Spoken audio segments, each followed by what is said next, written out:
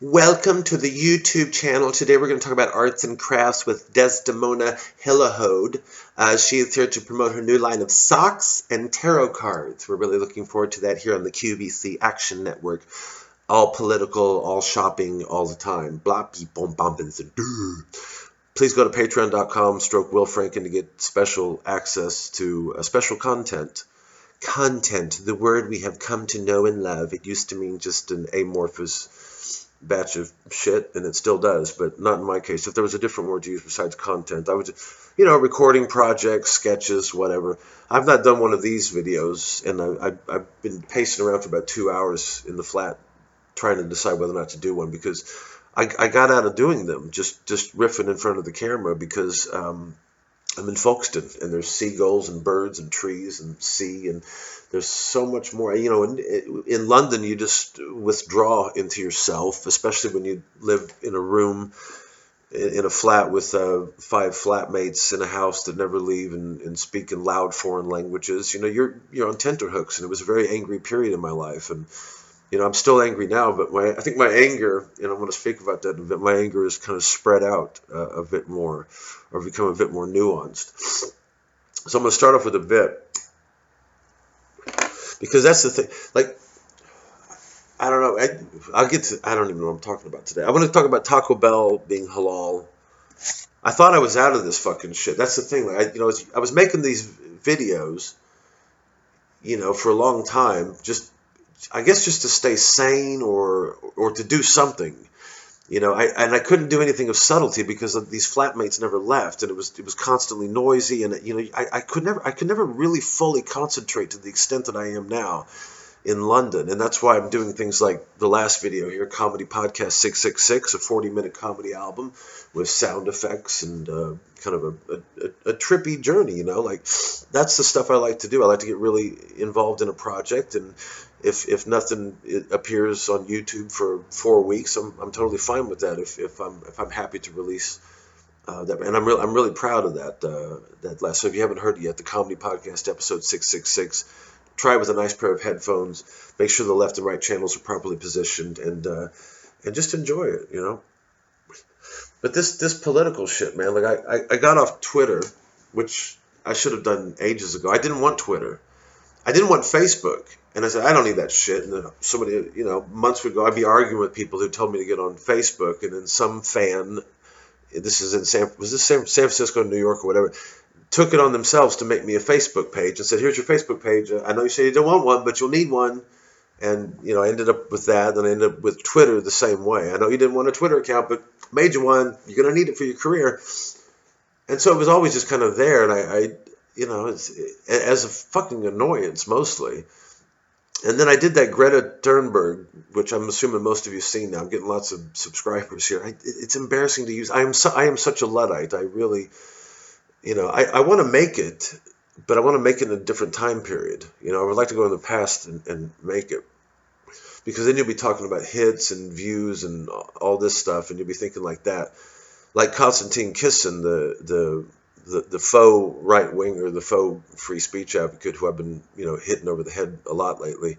That's his thing. He's very algorithmic, and most comedians now are algorithmic. They think A plus B plus C equals punchline, and that's not important. It's not important any kind of originality or innovation or bending the rules of comedy itself. What's important is that we have those little catchphrases like trigger warning, watch out, snowflake. It's that. It's another form of identity politics. And I hope people will wake up to this. But I've noticed that people are actually, but that's the sad thing. It's, if you're early, it can be kind of depressing, and people are fucking dreadfully behind the times. They still think it's interesting to say, hey, apparently, if you're a Brexit voter, you're the scum of the earth and a racist, to say, where the fuck were you 3.5 years ago? Because that subject has been covered. That angle has been covered sufficiently, but that was, 3.5 years ago, and they're just now discovering this. Some people are now starting to do Greta Thunberg bits, and I wonder where they got that idea, or at least talking about Greta Thunberg. So the first thing I'm going to start off with is this character I've been doing lately, the anti-woke guy, right? And this is, there's so much journalistic malpractice going on when you elevate something just as bland, just as bland as the mock the weak people. And you elevate it and you give it the label satire because they happen to say trigger warning snowflake and make fun of the pronouns things. That's not how this shit works, right? If they're not Peter Cook, and I know Peter Cook denied that he was a satirist, he was more of a surrealist, but if you're not doing Peter Cook level quality, let's hold back on the Jonathan Swift references, but that's because people are so stupid and politicized. And the reason I got off Twitter was because people took that Greta Thunberg thing. And the reason I wrote the Greta Thunberg thing is because that situation is really sick. It's a 16-year-old girl doesn't go to school, doesn't know what she's talking about, the climate change hoax, her very well-to-do artistic parents, stop eating meat because of her. She's like fucking Damien, she's addicted because of bad parenting. Because nobody's saying bad parenting and bad teaching. Nobody's saying go to school. You need to go to school or you'll be stupid. And nobody's saying to the teachers, you need to teach the children or the children are going to be stupid. And by the way, what are your fucking qualifications to be a teacher anyway? And shouldn't you be sacked if you're encouraging your children not to go to school? Because and there's that angle. You're not being educators. And then the other angle is the students. If everybody's skipping school, then nobody's skipping school. So the most rebellious thing you can do, and we do need rebels because, God, for fuck's sake, we do need some rock and roll again from the younger generation. If you really want to be a rock and roller, you need to be the only one in school while everybody else is doing the fucking thing, right? So the whole situation is sick. The fact that it's, getting the blessing of the politicians. She came to, apparently she got to the UN, did a little, and also too, and I've been banging on about this, that my definition of childhood, of adulthood begins a lot earlier for a lot of people. Nowadays, 35-year-old people move back at home and they stay at their parents' house and they sort of use it as a base. To me, that would be fucking mortifying. I left home at 16 and tried to strike out on my own, And I think maybe that's the Missouri thing. I don't know what it is, but there is this, so have you noticed that the definition of childhood gets longer and longer? So I don't look at her as a child and say, you're a 16-year-old, I know it's, technically not still a minority, but you're not like a 9 or 10-year-old. You're a 16-year-old girl who skipped school and you're in way over your fucking head. Just like these anti-woke comedians, I want to be very, very clear, are in way over their heads. They don't know what satire is, and they're being lumped in and called satirist, and they don't know what the fuck to do, and they're spinning out of control. And, people who voted Remain 3 years ago are now saying, apparently if you're a Brexit voter, you're like a racist. What's up with that, snowflakes? Where in the fuck were you? You're in over your head. You don't know what you're talking about. So I did that Greta Thunberg thing because it's weird. It's a weird thing, and nobody was supply and demand. Nobody was doing it. I thought it was funny, but I didn't want to become Mr. Political climate change guy. I just wanted to do something funny, and that to me was really funny. A girl going around in pigtails, and the politician. I mean, when she got to the UN, I don't know who the senator was, but apparently she said, I don't want your praise. I don't need your praise. Don't praise me. I'm not here for praise. And some senators said, I am going to ignore this little girl here because, she said not to praise her, but I'm going to break the mold here, and I am going to praise her because what she's doing in a harumpity hump. The situation is so sick, and that's why it needs a juvenalian satirist to actually take the scalpel and cut it up for what it is, and that's what I do. I'm a satirist. And that 23-minute sequence I am quite fond of. I mean, I haven't watched it because I don't like watching myself live, but I remember that night, and I remember I had fun doing it. And I hadn't slept, and there was all sorts of stressful shit going on. And that really was a very happy night for me to be able to do that and go like, oh, fuck, I can still write. And, this is good. But people were sharing that, and they were adding her. It's another stupid word you got to use now, thanks to this, social media. I was added in this, so they'd at me, and then they would at Greta, and then, yeah, look at this, yeah. And what, do you think you're going to change your mind? You're going to win an argument? Have you ever actually argued with a climate change person? They don't budge. And the reason they don't budge is because they have numbers.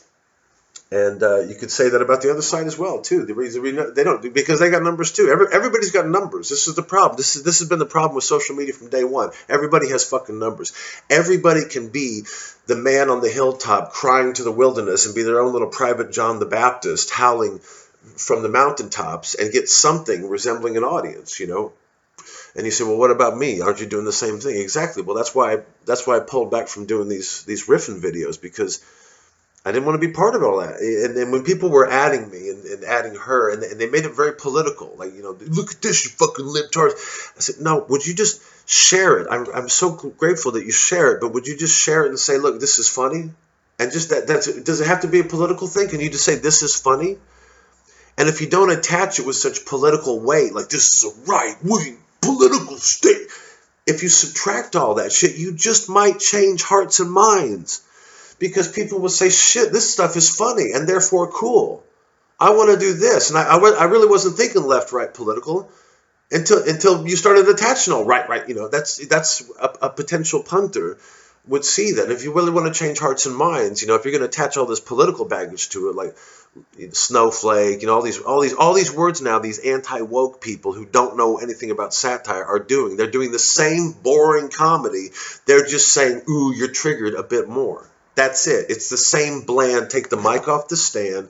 And I'm going to do a little bit for you now that I was on the road last week, and I developed this in Brighton. And it's a very simple character. I did a gig in Brighton. So the Comedy Unleashed people did the Labour Party conference. So they went down to Brighton, and I went with them to Brighton to do the Labour thing, and then Manchester to do the Conservative conference. And I guess the idea was like, you know, comedy from both directions. But it was good to be in Manchester again. But this character that I've been, and it's nothing. It's very simple. It's a very simple premise. But it's this idea that these anti-woke comedians that you're seeing now, like they really want to, hey, I just want to have a discussion about free speech. That's it. I mean, you know, what's going on with free speech? In other words, they're just waking up after some of us have been seeing this shit for 2 decades. We've been mocking it for 2 decades. We've been ridiculing it, going after it every which way. They're just fucking now discovering it because they're smelling a little bit of opportunity. It may not even be money. It may not even be gigs. It may just be views or hits or subs or whatever.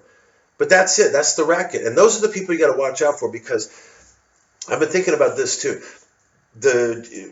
For those of you in the UK, so for those of you in the States, most of you will remember Jimmy Swaggart and the age of the televangelist, and when all that shit went crashing down because they were being caught with hookers and misappropriating funds. And some of you will remember the Jimmy Swaggart moment. He was caught with a hooker after, you know, moralizing about sin and sex and prostitution. He was caught with a hooker. And he came out, did his sermon, tears streaming down his face, and this was the Jimmy Swaggart moment. I have sinned against you, my Lord. I have sinned against my wife. I have sinned. I need to be washed clean in the blood of the Lamb. Let my tears... You know, it was the Jimmy Swaggart moment. Now, whether it was bullshit or whether it was real, it was still a moment. Now, for slippery little businessmen, like, let's take first somebody like Frankie Boyle. Now, Frankie Boyle made some of the rudest, nastiest jokes about disabled people and women. There was no intelligence behind it. It was just like, hey, cripples. You know, if you look at his jokes, that's it. It's just, look at me, I'm fucking edgy. I fucking said something about a cripple.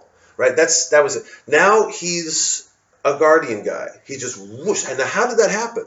Well, it happened because he didn't have his Jimmy Swaggart moment. Because in this sick, disgusting business of comedy and the arts and whatever, you don't have to have a moral moment. And this is a hard lesson to learn. You know, it actually does not help. It does not suit you to succeed if you have a moral compass or you have some sort of conflict about, I don't know if I'd feel right saying something I didn't believe in, right? So Frankie Boyle was able to do that because he didn't have to come clean. There was no Jimmy Swaggart moment. Lord, I have said something about women and disabled people, but Lord, I'm washed clean in the blood of the Guardian. He didn't have to do that. He just, now you see me, now you don't, right? Konstantin Kisin is another one, right? As of October 2018, on the panel The Battle of Ideas, He said he wouldn't book somebody like Will Franken because he was too controversial and that the audiences wouldn't come back. In other words, a cowardly businessman. Now we expect that from businessmen. And I'll talk about Taco Bell becoming halal in the UK in a second because it's the same principle. Businessmen nowadays most businessmen are cowards. They're they talk about risk. They want to take risk, do something, but they really don't. They're pussies, one and all. So it's one thing coming from a businessman, but when you also say that you're a comedian, that's a different story. You can't be both. You cannot be a businessman and a comedian. You will be a shit businessman and you'll be a shit comedian. So as of October 2018, which you can hear the audio evidence in Comedy Podcast episode 666, he wouldn't book somebody like Will Franken because he was too controversial, because the audiences wouldn't come back. This was his business assessment. 1 month later, a free gig wants him to sign a safe space agreement. He refuses to sign it. It's whooped up because everybody is so stupidly political now.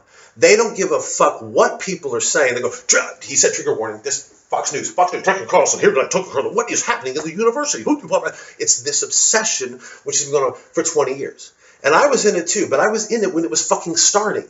I was seeing this shit start. So it's really disgusting.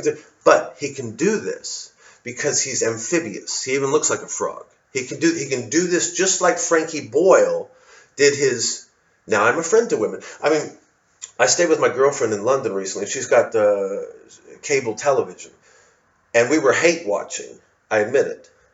Shows that I've never really seen. Like, if Mock the Week came on in the hotel, just to zip right past it. But we actually stopped and we watched this shit like Mock the Week. And it's worse than I didn't need to see it. It is that shit, So Mock the Week, Live at the Apollo. And one of the Live at the Apollos we saw was Frankie Boyle, right? And he's like, he's doing a little bit of Brexit stuff and this and that and this and that. And then he calls out a woman who was just atrocious, doing the cute, like, my mom said, cunnilingus. And my mom's skin, bland. But he introduced her. And then who did he introduce after her? The kid that won the Britain's Got Talent thing in the wheelchair. It's unfortunate he's in a wheelchair. He's not funny. And that is what it is. It's not, we're not going to church now because that's all a bunch of humbug. But we will roll out a kid in a wheelchair who's really bland, and I did my good deed for the day because I laughed, And my girlfriend did speculate, quite accurately, I believe, that this is Frankie Boyle's, trying to fix the situation in case anybody's got any doubts, about him mocking girls from Essex, just from being from Essex, any kind of working class success story that involved a woman or a disabled kid, right? He was right there because that was his. It was the same thing as Dankula, wasn't it? Right? This is what we do with our free speech. I taught a dog to do a fucking Nazi salute. Sky News, BBC coverage story, the freedom battle of the ideas of the panel of ideas. This is the extent of what we do. This, right? Because we're that stupid. A few catchwords here, a few buzzwords here, and you're locked in that fucking political nightmare. So they never had that Jimmy Swaggart moment, and that's why I'm going after this shit. That's the subtle shit. That's the zippy, slippy. It's like the Manson thing I've been doing lately. Like for 3 years, we've been going crazy because we haven't, people voted for Brexit and they've been denying it for 3 years. So that's a lot to blame, right? It's this 3 year period of like, how hard is it to get? I mean, I don't know how this shit works, but it can't really be that hard to just leave an organization, surely. Well, we had 3 years to go insane, so I've been doing this bit now where Manson, it's Brexit skelter, and it's like, I want you to take Russell Brand and go up to Jeremy Corbyn's house and write something real academic on the walls in his blood, make it look like the Brexit Party did it. And then I want you to get Katie Hopkins and go over to Jordan Peterson's house, get some Guardian shit up there, and the left make the right do it, and the right make the left do it, and old Charlie's. That's it, man. It's crazy, right? It's a lunatic age. And because we're in this position, there's so much journalistic malpractice going on. Hey, thank God something different's happened in comedy. Oh, something real? Is it different? Because it looks like the same bland shit I just saw in Live at the Apollo, but he says trigger warning a bit more. Are we solving anything here? No. So putting it out there and say this shit's funny. Don't fuck it. And I'll be honest. Hey, in 2016, I told people to vote for Trump. I told people to vote for Brexit. And I would do it again if it came up again. But let's get our heads together here. We can't just keep fucking elevating shit just because somebody's on the right side. You know, we'll see what I, right? So this is the anti-woke comedian now.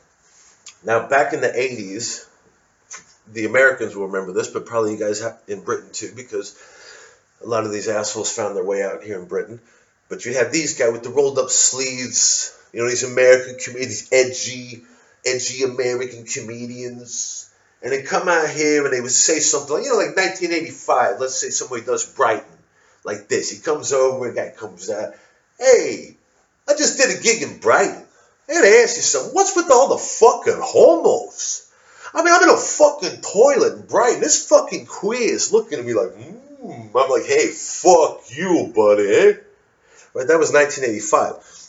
Flash forward to 2019, the same shit, but you just add a few trigger warning references. Right now you go like, hey, I just fucking got back from Brighton. What's up with the fucking homos? Hey, what are you walking out, you fucking snowflake? Hey, what did I do? Trigger you? Hey, I'm fucking triggering a little faggot. Hey, look at me, look at me. Free speech, free speech.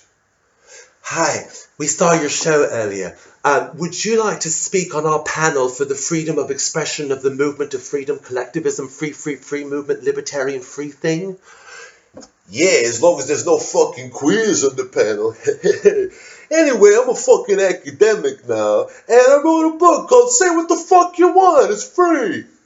I was going to write something about how I'm almost 99.99% certain that FGM should be outlawed, that halal is bullshit, and that people should be allowed to say what they think. I'm almost 99.99% certain, but just to be extra sure, I'm going to pay almost £100 to go to the Battle of Ideas again and hear this being endlessly discussed. It's a money-making enterprise. I was so fucked off with Brendan O'Neill telling people to rise up and riot and you know over Brexit. I said, whose legal fees are you going to pay? Marx, Mr. Lenin, so we can have this fucking revolution. The problem with that lot, they're coming from this Marxist background. The living Marxism, you know, and you got these throwbacks from the Revolutionary Communist Party or whatever they called it in Great Britain, and that's I will say that's why they elevate the mundane if it has the correct catchphrases, because they think in terms of the collective. They don't see individuals are absolutely individuals, as you know, for a communist, are only relevant in as much as they serve the collective. So if the individual steps out, and I was thinking about this too. I did a gig in Putney on Friday, and my friend from the Blake Society, he came out to the gig, and I hadn't really hung out with him in person that much, and he we were talking about William Blake's trial in Felpham when William Blake threw a soldier out of his garden. He had this lovely house. He spent 3 years out of London. That was the only time he spent out of London. He went down to Felpham near Bognor Regis.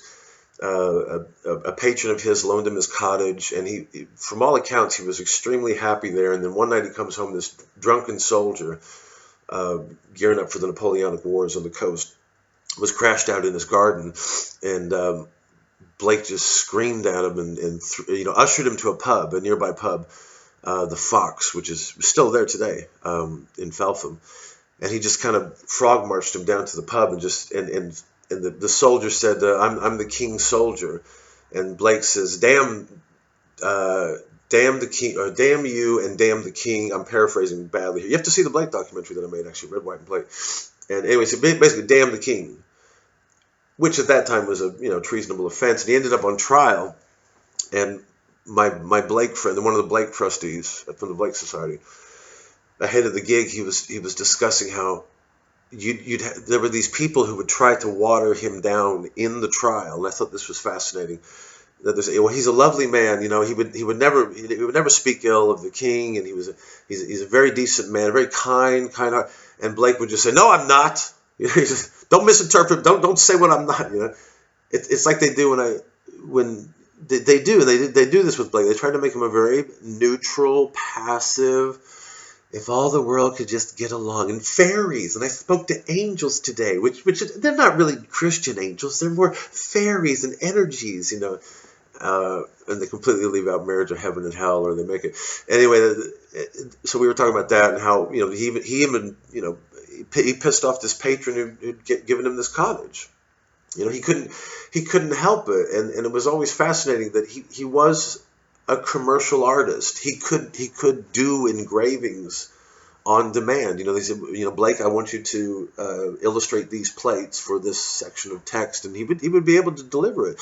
But if he felt like doing something else, he would do it. And people were always shocked at all the reports of the time. You read these letters; they were always taken aback by the fact that something would, he would agree to do something and then just at the last minute decide that he had to follow a different track. And I feel like that's where I am nowadays. That these very, very subtle things that if you're not breaking out of blandness, you're not really going to solve anything. And social media promotes blandness. Twitter especially, because it reduces everything to, you can either shock, you can do one-liners, you can shock, you can, so I think, did I mention this already? Somebody said, I see you're not on Twitter. They must have finally banned you. I said, no, it's just a very stupid way to communicate. And I'm ashamed of myself for having used it for so long. Not gotten rid of it earlier. But I don't know if I've ever received any gig offers off of Twitter or not. I'm not sure. But I'll be in Norwich tomorrow if anybody's in Norwich. And what else? So Taco Bell is halal. And it's very slippery how this was. There's a Taco Bell UK. For a long time, from what I remember, there was only Manchester and Brighton. And I used to, every time I gigged in Manchester, about 4 years ago, I would go to Taco Bell in Brighton, and they have the refried beans. Now, the refried beans are a fundamental ingredient of all the burritos since the chain's founding. And back in April, I was in Croydon with the girlfriend, and we went to Taco Bell, and they didn't have bean burritos anymore, which I thought was a bit strange. But the refried beans were in other foods. So it wasn't like they got rid of the Geek Bomber 1, subscribe to my channel. Hey, Geek Bomber 1, if you're watching this right now, it's a personal shout out to you, man. Hope you're digging it. Hey, bomb some geeks while you're at it. Geek Bomber, I wonder if that means that is he a geek that bombs, or does he want to bomb the geeks? Because we should bomb. See, the problem is with geeks now, geeks aren't really geeks. Like, to me, a geek, I have nothing against geek. I'm a geek. If you want to talk about, old cartography that's a Victorian era map of Folkestone, like old maps and books and stuff like that. The Beatles, we've all got our anorex stuff we're into. I mean, I adore anorex. But geeks now, the Zuckerbergs and the algorithm people, they don't, this autism shit? It's computers. That's all it is. It's people acting like computers. And one of the things that I've added in lately to the Greta Thunberg sequence, because I have been doing it. I did it all last week and having a lot of fun with it. Actually, it's different though. I'm varying. I keep doing different variations on it. But one of the things that I lost my train of thought there. The algorithm people. Yeah, the autism thing. So I do her sister at one point, this Beata, because I thought there was a joke there about, like, what's the other sister think of all this? Like, she doesn't really care that much about, like, I like this idea of some sibling rivalry, like she's getting all the spotlight. Like, I didn't eat longer than she didn't eat when she heard about climate change, and does it get bitchy there in the Thunberg household? And one of the lines is that her sister says, Greta says she is autistic, but I am really autistic. I write symphonies and paint pictures, and she just complains, and to me it's like I mean, a lot of people that I've met that have called themselves autistic, they seem like a kid who sat at if you haven't heard the comedy podcast, the last video, there's this kid, I have the kid growing up and becoming a comedian. Again, how a modern comedian is created through this amorphous substance of podcast and whatever.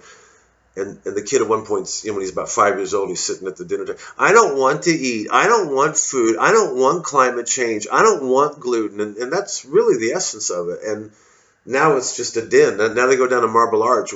We don't want to go to work. We don't want to clean the rivers. We don't want to save animals. We just want to complain in Marble Arch. They don't do real. I said that I did this gig in Manchester on Monday, and it was a lot of members of the Tory Party conference were there, and I think what made that gig difficult for me, it was an all right gig, but I felt like I didn't maybe possibly enjoy it as much as I did the others. Was that I felt like get your act together. Like with labor, if I was performing in front of a bunch of labor people, I don't expect anything from them. Yeah, it's always going to be Palestinians over Israel. It's always going to be that shit with you. You guys are irredeemable. Because you've learned this shit from a long. You got Malcolm X in your head and Mao Zedong and all this bullshit.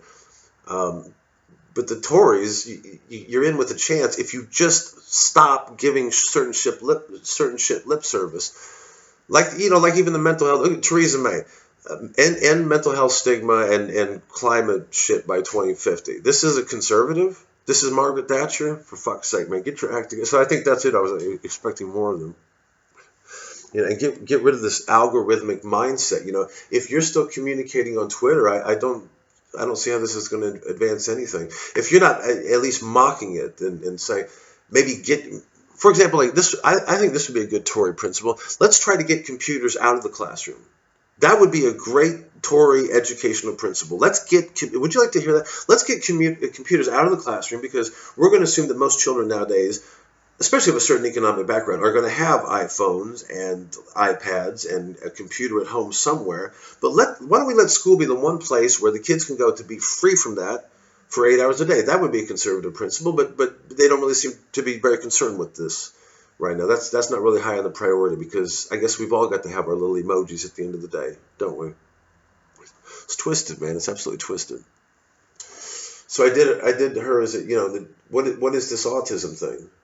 What is this about? This mental health thing, and I've been doing the bit about, I have a schizophrenic uncle, who he used to have voices that would tell him to walk 70 miles to Kansas City, and then when he got there, he didn't know what the fuck he was doing there, and to me that is mental illness, and we haven't stigmatized that.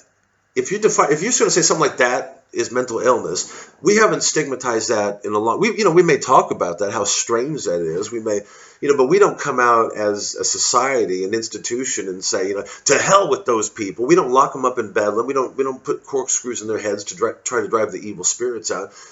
So we've not stigmatized. When they talk about ending the mental health stigma, they're talking about, we want those comedians who go to the Fringe every year and need a theme, or so they think, for one whole hour. So they need a fucking disability, especially if they're white and affluent. They're going to need something. So the mental health thing that's what they're talking about, ending the stigma, which basically translates to buy tickets for my show. It's not about ending the stigma. It's about begin my escalation into the emptiness of the comedy world. Those shows, man. I mean, you learn a lot watching shit TV, and we watched. Sarah Pascoe was hosting Live at the Apollo one night. That's what we do. We just sit around like fucking. I know that person. I know that person. I know that person. They liked me up to a point, and then so I'm used to it with them. And now you got this other lot coming around going, "Hey man, freedom, trigger warning." No. Where the fuck were you? I know a lot of these people, and in 2016, you dumped me like a hot fucking potato. You whispered to me privately you really liked what I was doing, but please don't tell anybody I said that. That's how fucking freaked. I've had people say, I'm afraid to like your stuff on Twitter or Facebook, I'm afraid, because so and so might, whatever. That's your neurotic fucking nightmare. You live it. You can live it, and I don't begrudge you anything until you start coming around going, yeah, what's with all the fucking snowflakes around here? So welcome to the fucking party. Welcome to the fuck. Just what the doctor ordered. A bland fucking businessman posing as an originator, posing as something new. Welcome to the fucking. Let me guess. When you're done with your set, do you put your hand on the fucking mic stand and go, anyway, that's about my. Do you do that too? Welcome to the fucking party, motherfucker. Jesus Christ. Now let's go back to halal. I'll give you some red meat. I felt like a chump. I felt like a chump the other day, man. Because we went to London. I was in London, and we went to the Pearly Kings and Queens Festival, which was great. I don't know if you, and I'm just learning about this too, but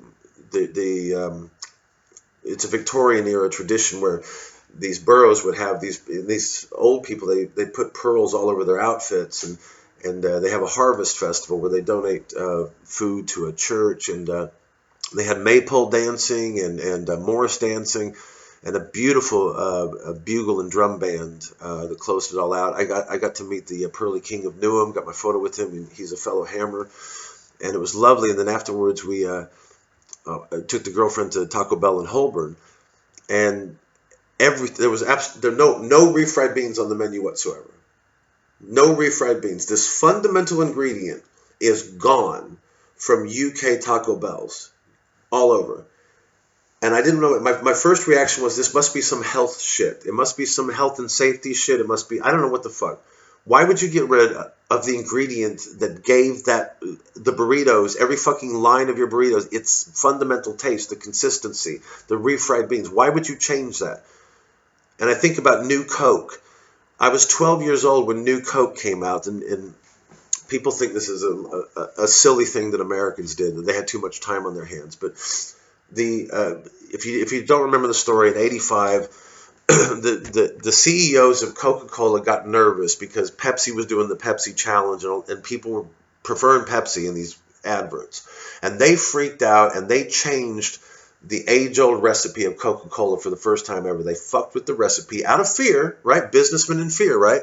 You know, Konstantin Kisin, he might have felt bad. Oh, God, I mean, I don't want people thinking I'm a blacklister. I mean, this is kind of cool. You know, I'm at a battle of ideas. People are asking my opinion about things. I get a free cup of coffee, and, you know, hey, what do you mean safe space agreement? Well, this is ridiculous. Tucker Carlson, oh, this is about the free speech in the world today and the situation with, you know, that's it. Like, jump. These subtle little business people, they become afraid, and they do stupid things out of fear, right? Frankie Boyle. Now I'm with the Guardian now. You know, what's going on with the toxic stuff? The mask. We need to do better. We need to do better. Yeah, well, you know, you need to write better jokes, man. You know, point at a fucking crippled kid, and you know now you've got the crippled kid. It washes your sins clean, Frankie. You're cleansed in the blood of the statistics, of the percentiles of disabled people on television. Well done, Frankie. Well done. You know, like I said, we watched Sarah Pascoe doing her. You know, I helped to end page 3. You know, page 3, and you know, and basically the feminism that doesn't really believe itself, just the feminism that's good enough for stand-up comedy. You know, where there's that, you know, not really so much into the FGM cultural thing differences, but I can tell you about what my mother said about cunnilingus. That's right. That. And then I thought, and it was funny. We switched the channel, and it was that program where they all sit down and they talk about their wildest gigs. You know, just comedians sitting around chatting about the craziest gig. And John Robbins was on there, and I said, I know him too. I said, you know, he used to go out with Sarah Pascoe. And so you got 2 channels. I forget. I think Dave and then ITV. And I said, so look how fucking inbred this shit is. He used to go out with her, and then when they broke up, he wrote a show about breaking up with her and what it was like to go out with a comedian. And he won like $10,000 for that fucking thing. You know, but then you just switch channels, and then you'll see Sarah Pascoe on something else. It's a fucking inbred thing. But the only thing that unites them is the fact that they're really fucking boring. You know, it's not about politics. It really, honestly, get that political shit out of your mind if you got it in there. It's not about left-wing shit. It really isn't. It really is not. It's really just about, and you'll see this too, because you will see people come up now doing, you know, kind of a real tepid, I voted for Brexit, so sue me. You know, you'll see them be elevated because, and then the BBC or Dave or whatever can say, yeah, we do take, come on, yeah, diversity of thought too. But the thing that will unite them is their blandness. Is their lack of innovation, their lack of understanding of what comedy is. Comedy is not just saying cunnilingus. It's not just saying, you know, referencing Essex. You know, it's something much more than that. It's like I said in that podcast, the album thing that I did. You know, before there was woke comedy and anti-woke comedy, and even before there was stand-up comedy, there was satire. You know, which is what gave us everything. And most people if you give somebody that label and they don't know what it means, it makes it bad for real satirists. I'll tell you that. Makes it more of an uphill climb because people when people think of in movements, they lump everybody together and they go like, we're all part of this movement. No, I'm not. Because I'll tell you what, when the left wing becomes cool again, they'll be the first ones out the fucking door, trying to stay relevant. Whereas I don't give a shit. As long as I got my old books, my keyboard, whatever, like the history, my girlfriend. Sorry, I should have started with that. As long as I got all that, I don't need much, and I can pay the rent and stuff like that. I don't need much else. I'll take more if it's offered to me. And as long as I don't have to compromise anything, as long as I get to be myself, But those are the first slippery fucks that'll be out the door. See, you got to watch those slippery amphibious people. And in the case of Kissen, he actually looks like an amphibian. So, can I ask you? I mean, he had India Willoughby on, this trans activist. He has on a podcast called Trigonometry, and he's sitting down with her, and he goes, as a cis person myself. And then you're going to go out and you're going to do jokes mocking the pronouns. So you can get the gig. So you can have the gig and want people who are stupid to think that you're fucking edgy. You want to do that. But you use the word cis, and you had a chance not to use the word cis, but you still use the stupid language that has been made up to create this thing that there is something called a cis and there is something called a trans. So what the fuck are you talking? Now he's going on about Greta Thunberg. I wonder why. Slippery business fucks. And so let's go back to halal. So that's anyway. So we watch the TV. Like, that's how fucking inbred this shit. This shit is so fucking inbred. And my girlfriend tells me this. There was this girl who, like Jimmy Savile, came to a school, and there was one girl that apparently she didn't say go fuck yourself, but she didn't want to have anything to do with him. And she was a little kid. And she was like, no, I don't want to meet him. And I think she got in trouble at the time, like she was being belligerent or whatever, and like, this is the great Jimmy Savile. And I said, if anybody can find out who that girl is and what she's doing now, because that kind of thinking is what this fucking world needs really bad. The reason Jimmy Savile was able to get away with all the shit that he supposedly did, not that he did do, I don't know supposedly, but that he did do, was because of celebrity worship. Worship is and charity. Well, he does do a lot for charity. He's the great Jimmy Savile, but because you elevated celebrity. And if you elevate something else, if you elevate anti-woke over woke, it's another worship of a movement of celebrity. It doesn't actually matter what you're saying or what you're doing as an individual, as long as you're part of the movement. In some cases, just celebrity for celebrity's sake. Oh, those were the people that run the shitty reality TV show, or it's celebrity for political sake or whatever. It's the same crock of shit, isn't it? Speaking of crocks, so we go to Taco Bell in Holborn. Everything's black beans. Everything. And so I'm thinking, is this a health thing? And I was obsessed, and I was Googling, and then finally, we're sitting next to about 6 girls in hijabs at this very crowded Taco Bell. And all of a sudden, the penny drops, and I go, I think they're fucking halal. I think they're fucking halal. And so I started Googling, and there was some guy that said, in Glasgow, there's a sticker on the wall of the Glasgow Taco Bell, halal. In Leeds, there's a sticker, Taco Bell, halal. So then I go to a site called Muslim Consumer Group, and they've got a checklist for every fast food restaurant, what ingredients they use and whether they're halal or not. And when it comes to refried beans, there's a big red X on refried beans because they're made with pork fat. They're made with lard and pork fat, right? So gone. Refried beans are gone.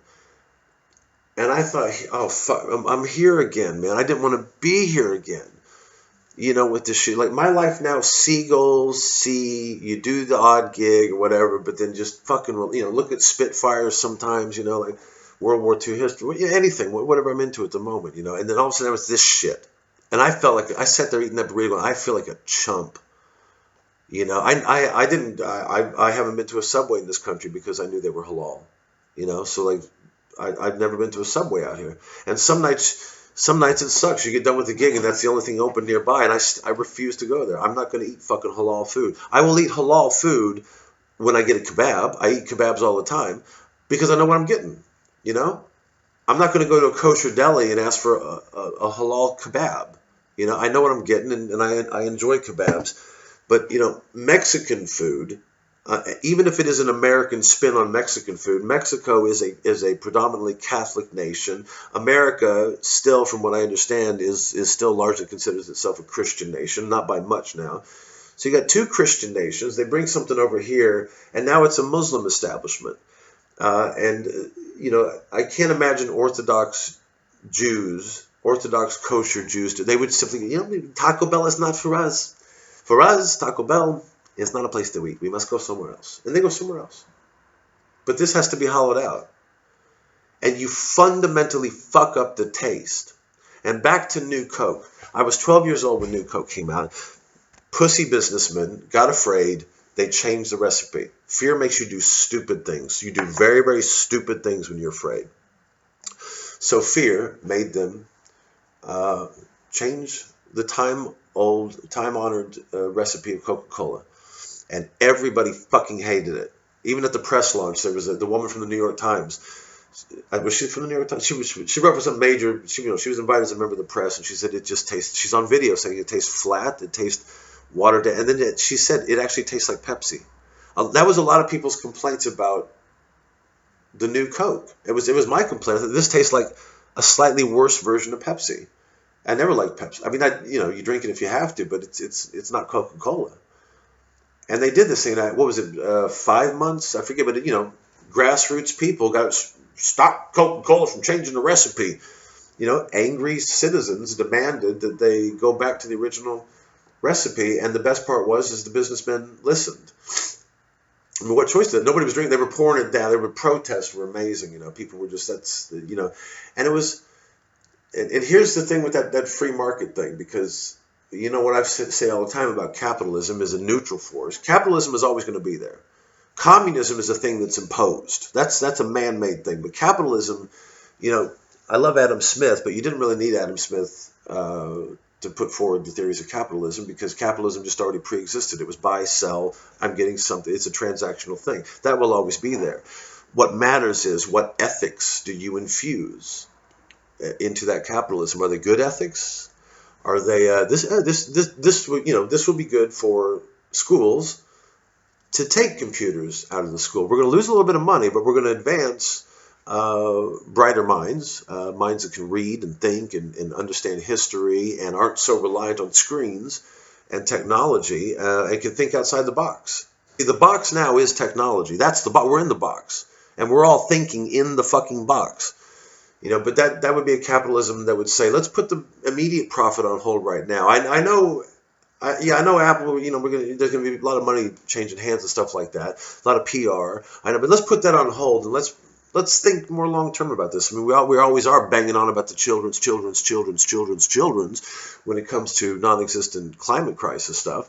But let's think about it practically in terms of education. What sort of minds we're producing here? That would be good capitalism.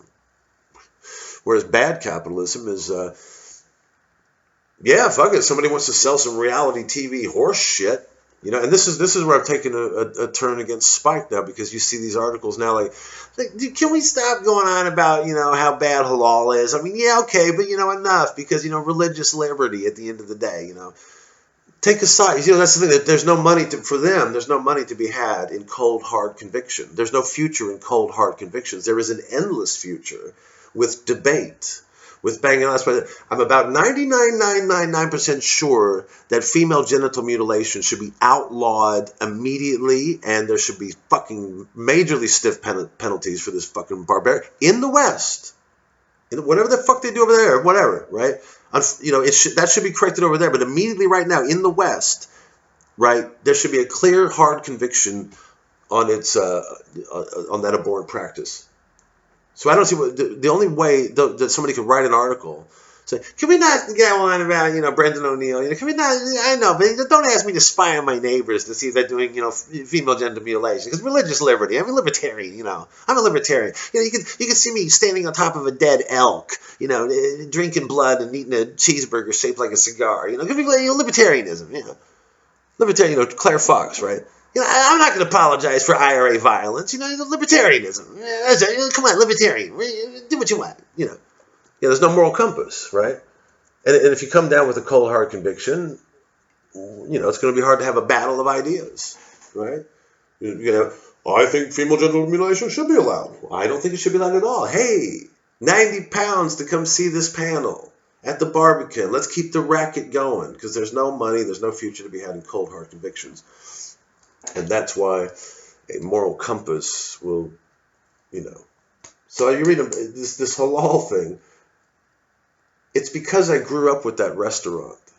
I grew up with that taste. And when I was there's so many reasons to hate this too. There's an assumption that that age-old assumption that the idea of a white working class, or like somebody said, I was on Sky TV when Trump came to Buckingham Palace, and I said, I guess I said something about the elites, because somebody on Twitter said, here's Will Franken going on about the elites. Meanwhile, dude leaves Missouri. Like, this guy went on Wikipedia and found out about my trajectory and came, then deduced his own conclusions. This is why not everybody should have a fucking platform.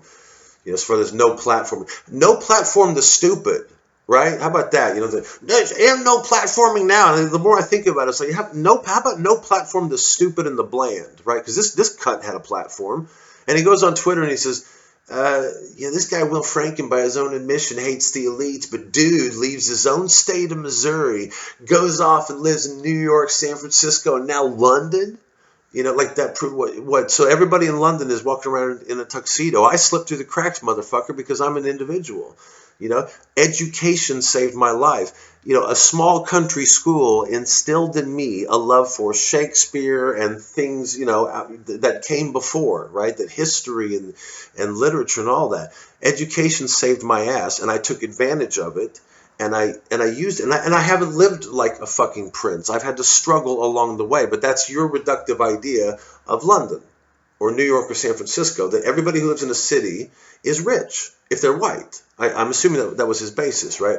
I assumed if I'd appeared in a fucking headscarf or whatever and I'd been a hijab female, he might have had a different opinion about my brave journey to London and the trials and tribulations I must have suffered, right? And that's how I felt. Like these girls sitting next to us in Taco Bell with there was a group of about 6 girls with hijabs. And when I found out it was halal, it was I was livid. I'm sitting there just livid, like, you have fucked up the and they don't know because they're British. You guys didn't grow up with Taco Bell. You have fucked with the taste. It is the equivalent of getting rid of cheese from cheeseburgers because some anti-dairy person in McDonald's. It would be the absolute equivalent. You have completely fucked this up. And why? Because you got scared. You got really, really scared. Whoever made it, and I have been on my own I'm obsessed with this now. I'm not, again, it's going to be a lost cause, but just, finding out what we can do to change this, I don't want to, it's good.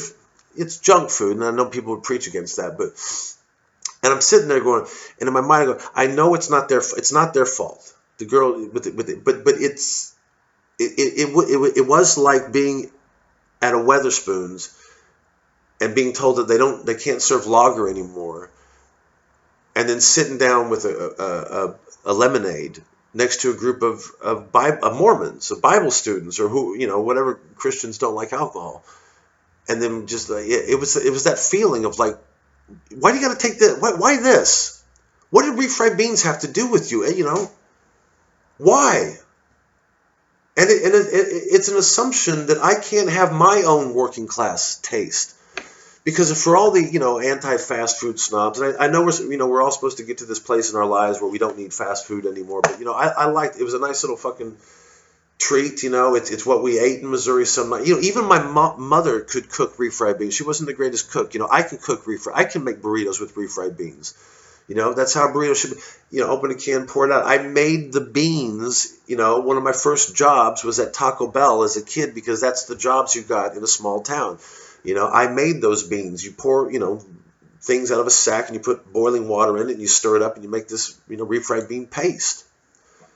And that was fun. That was fundamental. You had when the restaurant first began, you had tacos and the bean burrito. These were your two choices, and it was just so fundamental. And you see those things just being fucked up. And there's all sorts of other reasons, obviously, to be critical of that religion, and I have been. Unlike some people lately, I'm starting to take a look at this thing now. And, oh, really, Grandpa? Did you dust the cobwebs off your eyes? How relevant are you? People going online. They're going, yeah, about Brexit. Crazy. Like people who voted Remain. If I had voted Remain, I would have just shut my mouth. I would be like, hey, don't let me, otherwise people might find out. It just disappear, But you can do that. You can literally vote Remain, and they're going why is everybody going after the Brexit voters? Anyway, I wrote a whole 20-minute set about it. Fucking hell, man. Now, why does mean old Will have to say shit like this? Because there's too many. There's way too many. Way too many people doing comedy. And there's absolutely no discouragement. Nobody's discouraging bad comedians. And that's the thing. You get, and you start to think it's a left-wing thing. I get that because they did start a lot of this shit. They pushed and they pushed and they pushed, and it kept getting weirder and weirder. The establishment, they kept getting weirder and weirder with their shit. The weirder they got, the more they said, don't say anything about this weird shit. So I get how we ended up here, but when the people that were playing along with that shit for so long, either playing along with it or just being quiet and just doing something silly instead, are trying to switch now. It's like this is not a new pair of shoes, motherfucker. This is a real thing. Do you have any convictions or not, or are you groundless? Are you an empty suit? Are you an empty suit just like Theresa May was an empty suit? Said she was a Tory. Sounds like a liberal, So, what's the bottom line? I don't know. Please go to patreon.com/Will Frank. And I've gotten so many subscribers. It's like every day I get up, there's like 3 or 4 more, and I don't know what that be. So I don't know who's watching this. I think there's part of me that I always get a little bit nervous. Like, what the fuck did I do now? They're talking about this dopamine hit. Like people get a dopamine hit off social media. That story about Salman Rushdie, which I should have kept. Oh, I want to read this actually. This is from William Congreve's Way of the World. I was rereading this the other night, and there these two gentleman characters are speaking about somebody who is pretending to be a wit, and I thought this was quite funny. So before the guy shows up, who's actually called Witwoud, before the character shows up, one man is describing this character Witwoud to the other, and I thought this was quite an interesting line. In describing Witwoud, he so passionately affects the reputation of understanding raillery that he will construe an affront into a jest. In other words, you come out and you say, you are a fucking cunt. You are shit and you are bland and you're taking up valuable space. You're blocking creative light from entering the universe. And they will say, simply jest. Anyway, where's my social media pals? Did you hear what this crazy? I think I'm worried about his mental health. Did you hear what he's very angry. I think he's bitter. Right. But this is the best part. And he will call downright rudeness and ill language satire and fire. So keep your eyes peeled for that. There's a lot of that happening lately. Ooh, I'm so angry. I'm going to tell the truth. I'm the truth teller. I'm the, I don't know. Crazy, isn't it? Because there's so much vanity involved as well. But I don't know. That's what I feel right now. That's what I'm feeling. Watch out for the slippery fucks. If they weren't there before, they're not going to be there in the end either, are they? And above all, that's what I went off. Last time I did Comedy Unleashed in London, I went off stage, and I just said when I was closing, I just said let's free ourselves from politics, because it's not cool. And if you're part of a political movement, I go on Sky News when they need a Trump voter. I've been vocal about Trump. I will vote for Trump again. But if that's your whole life, it's like sharing links about the. Do you see what happened in Okinawa? They're making Japanese people do. It's just from all over the world. It's like, what don't you do anything else? Anyway. So I'm in Norwich tomorrow at a place called Gonzo's. Apparently, it's very near the train station in Norwich. And if you're out that way, come see me. And I'll be in Birmingham a couple more times in the next few months. And that's about it. Patreon.com/Will Franken. God bless you all and good night.